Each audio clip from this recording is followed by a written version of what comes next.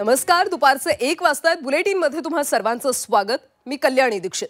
बातम्या आता सविस्तर पाहूयात. भाजप आमदार गोपीचंद पडळकर यांनी जयंत पाटील यांच्याबाबत केलेल्या वादग्रस्त वक्तव्यावरून राजकारण सध्या तापलं आणि यावरूनच आता खासदार संजय राऊत यांनी भाजपवर निशाणा साधला. दबाव असून देखील जयंत पाटील पक्ष सोडत नाहीत. पक्ष सोडण्यासाठी दबावामुळे हे वादग्रस्त विधान केल्याचं राऊत यांनी म्हटलंय. संजय राऊत यांनी हा एक आरोप केलाय. जयंत पाटलांना त्रास देणं ही परंपरा नाही असं बन यांनी त्याला उत्तर दिलं.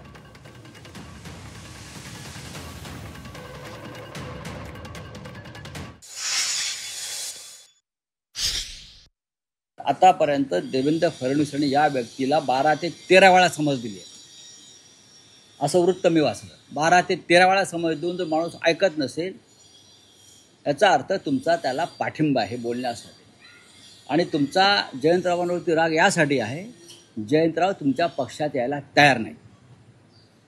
जयंतराव त्यांच्या पक्षात जायला तयार नाहीत. इतका दबाव आणून सुद्धा त्याच्यामुळे हा त्यांचा बाप काढण्याचा उद्योग. आधी राजाराम बापू पाटलांचं कार्य समजून घ्या आणि मग यांच्या बापजाद्याने काय केलं यांच्या पक्षात ते कळेल.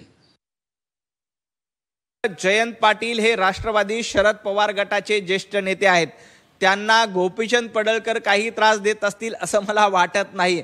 त्यामुळं उगीच संजय राऊत यांनी जयंत पाटील यांचं नाव घेऊन अशा पद्धतीचे दावे प्रतिदावे करू नयेत. जयंत पाटील यांची कारकीर्द महाराष्ट्राला माहिती आहे आणि त्यांना कोणीतरी त्रास देतोय म्हणून ते कुठला तरी पक्ष सोडतील. आणि त्रास देणं आमची परंपरा नाही. त्रास देणं ही संजय राऊत आणि उभाटा गटाची परंपरा आहे.